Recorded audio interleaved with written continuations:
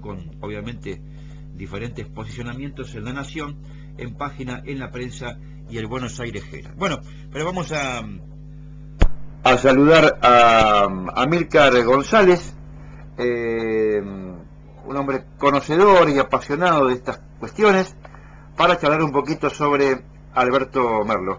¿Qué tal, Amílcar? ¿Cómo te va? Sí, Buen día. Buen día, buen día. Gracias por atendernos, Amílcar. Un saludo a tu audiencia, No, por favor. que siempre estamos presentes Bueno. en la radio nuestra. Amílcar, me parece que un más que merecido reconocimiento se le va a hacer a Merlo en la próxima fiesta de las llanuras, ¿no? Sí. La verdad que es necesario recordar a esa gente que siempre estuvo presente en la fiesta, con grandes valores que él recreaba a través de su música y de sus canciones. ¿Cuándo fue la primera vez, si es que tenés ese registro, Aníbal, Amílcar, Sí, de Merlo? Lo podría tener, sí, porque Ajá. revisando las hojas que alguna vez Fabián Barda hizo ese libro y iba recordando todos los pasajes de las primeras fiestas del año 60. Él no vino, me parece, en la primera fiesta del 60, pero ahí nomás cerquita. Mira. El 61, 62 ya estaba presente, sí. Qué bárbaro, ¿eh? Con otro grupo de gente que venían siempre de Mar del Plata, de La Plata, de distintos lugares así de la provincia, ¿no? Él en esa época no era tan conocido, ¿no? Estaban haciendo artísticamente, ¿no? Sí, bueno, era conocido, viste, allá en las peñas en Buenos Aires y eso porque él, cuando la peña se contactó con él, fue en un lugar que se llamaba la Peña de Fani. Uh-huh. Era un lugar donde se reunían siempre los cultores de la música criolla. Después de actuar en distintos lugares, que en aquel tiempo había muchas peñas en Buenos Aires que se dedicaban más que al canto, a la danza. Claro. Y entonces, después que terminaban los artistas de trabajar en esos lugares o en las radios, se iban y se reunían ahí, era como un local nocturno, ¿viste? Claro, un lugar de encuentro.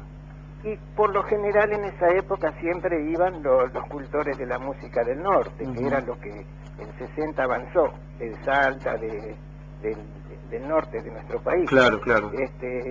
Y él empezó cantando cosas que él se recordaba de su época en Santa Fe, en el campo, allá en Rosario, de la Pampa bonaerense, ¿no? Que él escuchaba cantores porque él era fanático del canto de Alberto,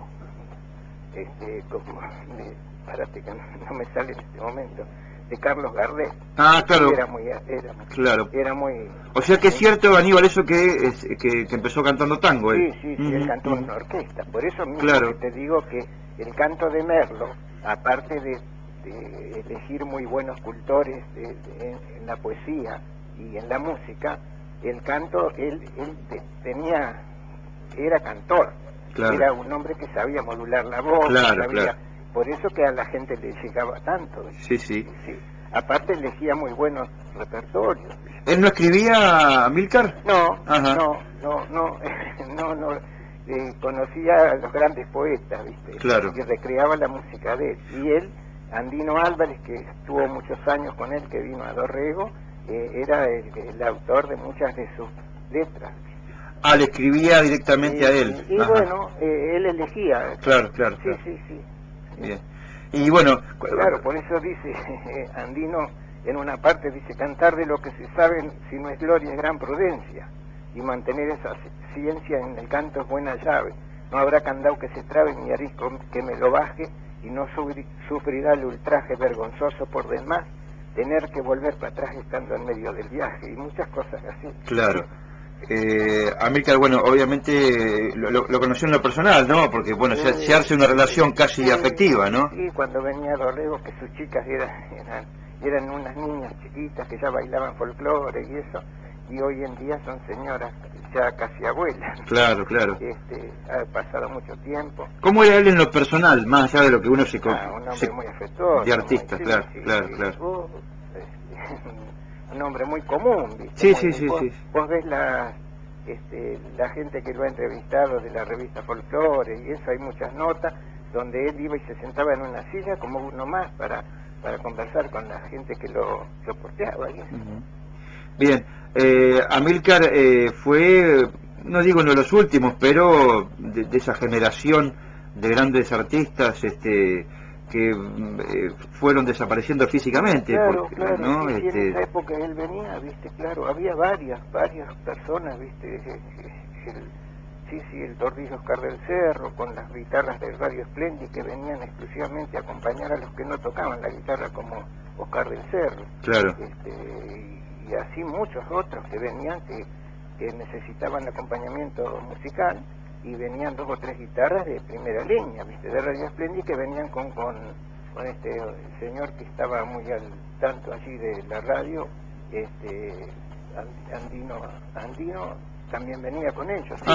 Y hay cartas muy lindas escritas de cuando se le anunciaba para que a ver si podría venir a la fiesta, y es muy elogioso ir para la fiesta de la llanura, viste, que decía que es un sinceramiento para el alma. Debe haber venido, no sé, 10 veces, 15, 20 veces, Amílcar, más o menos, ¿Merlo? Sí. Sí, porque venía para el cumpleaños también de la claro, peña. no solamente para la fiesta. Una vez que se le rindió también un homenaje, para que él vino con otro amigo, que lo encontramos hace poco cuando fuimos al acto allá en Mar del Plata, también, que siempre lo acompañaba, le manejaba el coche y lo acompañaba, porque era como un paseo que hacían. Claro. Y esta decisión de la familia de decidir que parte de sus cenizas vengan a Dorrego, hablan también de lo que ellos sentían, todo Merlo obviamente y toda la familia. La señora también cantaba, ¿viste? Claro, claro. Cantaba muy bien con él. La última vez que estuvo en Bahía Blanca, cuando lo trajo al acto ahí al Teatro Municipal, cantó ella, la llamó y cantaron una samba en la segunda voz, muy bien hecha por la señora, ¿viste? Ella también tocaba el charango y sabe música, es una mujer que entiende mucho. Claro. Dicen que, yo no la he escuchado, pero dicen que una de las chicas canta bien. Ajá. Sí. Bueno, en lo personal, Amílcar, si bien todo lo de Merlo es brillante, pero ¿cuál interpretación o cuáles temas a usted más le gustaba escuchar de Merlo? Y bueno, a mí me gusta mucho el estilo, ¿viste? Porque es algo que no se escucha, ya no se escucha. Claro. Y antiguamente la gente que, como el caso nuestro, que de chicos sabían venir con don Gregorio Canavesi, venía gente de Mar del Plata, de esa zona, esquiladores, y nosotros en el campo, cuando se terminaba el trabajo de la esquila, o el día de labor, en la noche siempre me hacía don Gregorio, que le gustaba mucho la guitarra, me hacía traer la guitarra, y había un señor que era ya un hombre grande en ese trabajo tan rudo, y tocaba estilos y cifras y alguna ranchera o un shotting, cosas muy antiguas, ¿viste? Y entonces los que tuvimos la oportunidad en ese momento de escuchar esas cosas, después no las en el artista no las vimos más, claro. no las pudimos escuchar, salvo que tengas un disco de Gardel cuando cantaba, claro, el estilo la guitarra o esos, claro, estilos así. Desde que se dedicó a la música surera, por llamarla de alguna manera, no se apartó más de ese camino, ¿no, Amílcar? No, porque fue el auge de él, fue cuando él se hizo famoso y claro, grabó los discos, todo cifra, milonga, estilo, huella, la música bonaerense. Claro, sí. Que si bien él es nacido en Rosario, en Santa Fe, pero en esa época la música era de la llanura pampeana, como decía él, claro, parte del Uruguay, parte de acá del río, hasta el río Salado en la provincia de Buenos Aires y el sur de Santa Fe, y eso, ¿viste? Era lo que se recreaba en aquel tiempo. Más allá de que, bueno, no tiene la vigencia de aquellas épocas, ¿todavía hay cultores de esta música, Aníbal? ¿Está garantizado el futuro? Y sí, hay, algunos hay, pero lo que pasa es que no son difundidos, ¿viste? Claro. Hoy no se difunde. Hay gente que canta. ¿Y chicos jóvenes también o...? Sí, hay jóvenes, sí, hay jóvenes, sí, pero no se difunde mucho. Claro. Hoy hay una invasión muy grande de la música foránea también, viste, qué sé yo, a día a día vamos sintiendo. Yo lamentablemente el otro día en estaba escuchando una radio que difundían algo sobre una exposición rural, sí. Y en el intervalo pasaban música cantada en inglés, cosas que nada que ver. Por eso que la gente ya no siente esa visión por lo nuestro. Yo no pienso no digo que van a cantar todos cifras milonga estilo, pero puede cantar un vals, pueden cantar algo en castellano. Y acá en Dorrego afortunadamente todavía conservamos, ¿no? Sí, porque hay muchos grupos ahora, en aquel momento era un solo grupo que había, pero de ahí se fue difundiendo, y muchos, los que en aquel momento eran chicos, hoy están con grupos de gente que bailan, que cantan, que saben, pero lo importante a esos chicos es difundirles de los historiadores, de la gente que sabe, de la gente que está en lo serio del tema, no en la parte solamente comercial. Claro.